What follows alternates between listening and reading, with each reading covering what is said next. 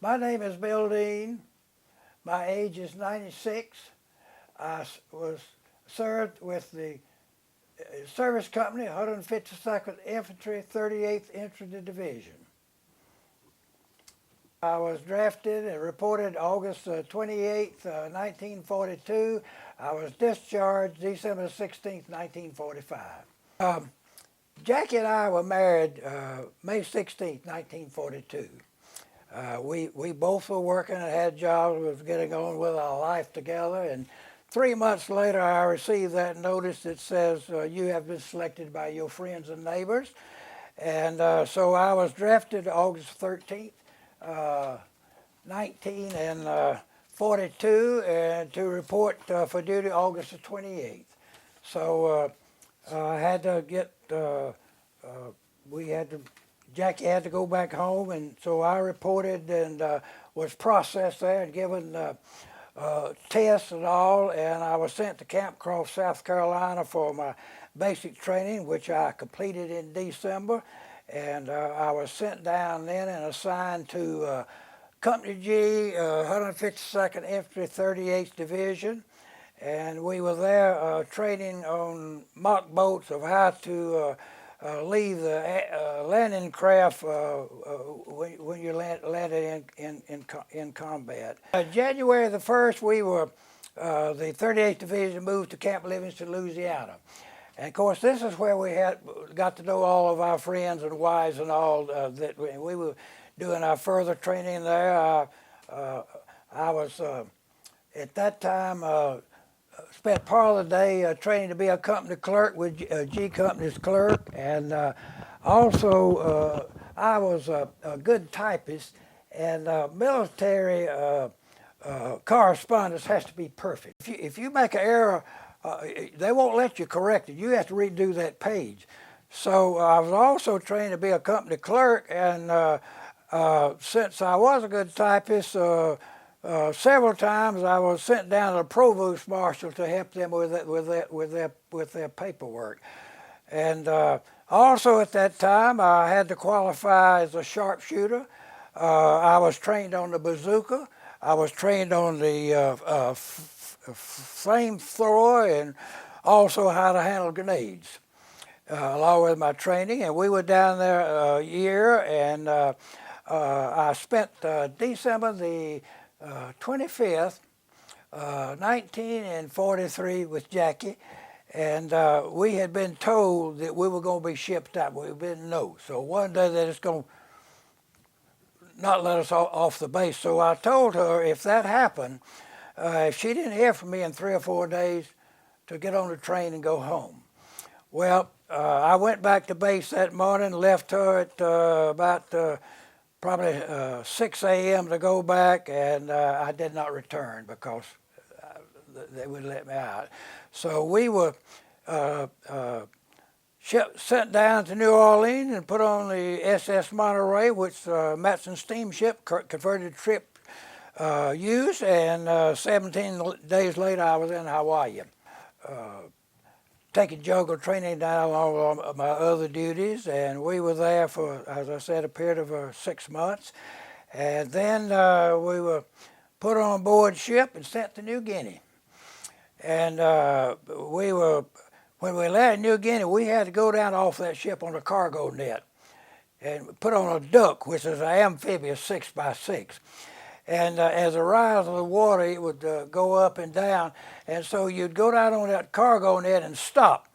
And as soon as that duck would come up to where you were, they'd tap you on the shoulder, and you'd step off in the duck. And we went in 40 miles into New Guinea, is where we were in there. We were in reserve for the Hollandia campaign. And we were in an area that was cleared out in the jungle with a road where the trucks would go up and down.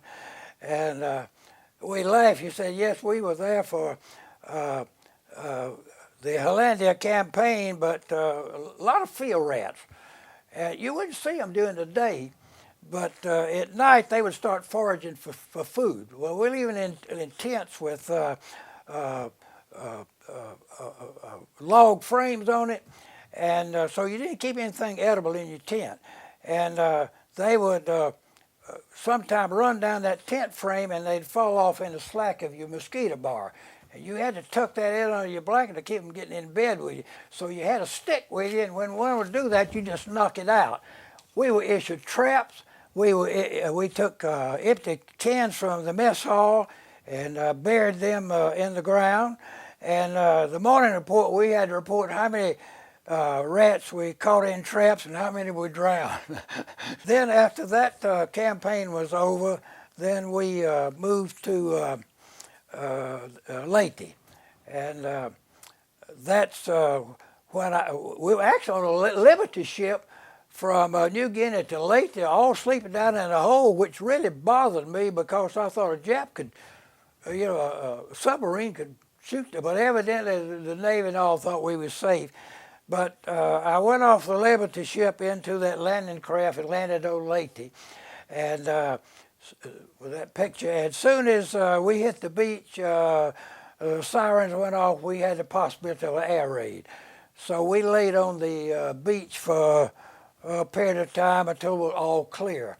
And then we moved into the area where we would be. And of course, they had no tents, no cots. They hadn't arrived yet.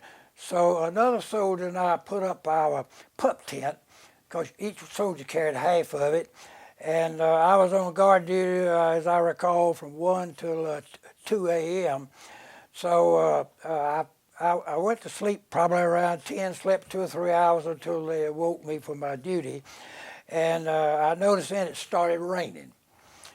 And so I went and took care of my guard duty, and I was back there about 2 o'clock. It was raining hard, 2:15. And my blanket and everything, there's about 3 or 4 inches of water in there. The rice paddy just gone. So I was so tired from having traveled all day long and then on guard duty, only had a couple hours sleep. I just laid down in that water anyway, and I took my helmet and cocked it up to keep my nose out of the water with packed mud on it, and that's where I slept from 2:30 until sunrise, till daybreak. And the LST, because the tide was in, they couldn't get too close up to the shore, so we had to walk off of that LST in waist-deep water with our rifles over our head. And so then that's when I arrived at Zigzag Pass, as I said, probably the second day of the battle. And when I didn't have a place to sleep, a cot, so I slept on the ground. Then we were in the schoolhouse, and then we were under fire by the Japanese. And of course, the battle for Zigzag Pass, Highway 7 to correct it, was rough because it was uphill and crooked. They had the advantage because they could look down on our soldiers. But as I recall, I think I'm right on this, they completed that assignment in 17 days, which was a lot less than they thought that it would take. I was sleeping with 5 or 6 other soldiers on the floor of a one-room schoolhouse that was on the property. And about midnight, the Japanese someway got in close to us within 500 to 1,000 feet, and they started firing on us, mortars and all, from midnight for 2 or 3 hours. So that was my most scared moment. But that's when I was assigned to guard duty every other night and handling ammunition and putting out trip frags. I slept in a tent, and right next to that tent was my foxhole where I could roll off in it. But half the time it was full of water, so I'm glad I didn't have to fall in there. So when that battle was over, that's when we were put in the staging area, getting ready to be trained for the invasion of Japan. And of course, then the atomic bomb was dropped. And when that was dropped, I knew because I felt that if I had to go in Japan, that my chances of coming back would not be too great. General MacArthur relieved 4 divisions, one of them which was the 38th. We were the first to return from the Pacific because he said that we had had a hard time, fought a lot of our battles and did our jobs, and we deserved to come. It just made me a better man to the great country we live in, and I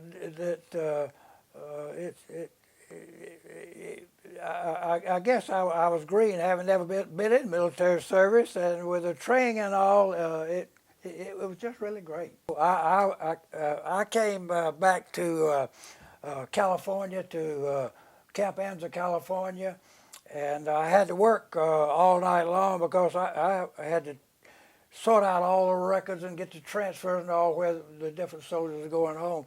So I was through with that about 3 or 4 o'clock in the morning, and I called my wife, which was about 7 o'clock, and told her that I was in California for her not to contact me, and it would be probably about a week before I would arrive at home. And on the 16th of November, by train, we arrived at Fort McPherson, and of course I was supposed to be processed and discharged there. And since she lived in Atlanta, which was less than 20 miles away, as soon as I got all that set up, I caught the trolley and went to where she was. And when I knocked on the door and she opened the door, because we had a son that was 14 months old I had never seen. So when she opened the door, he looked at me and said, "Daddy."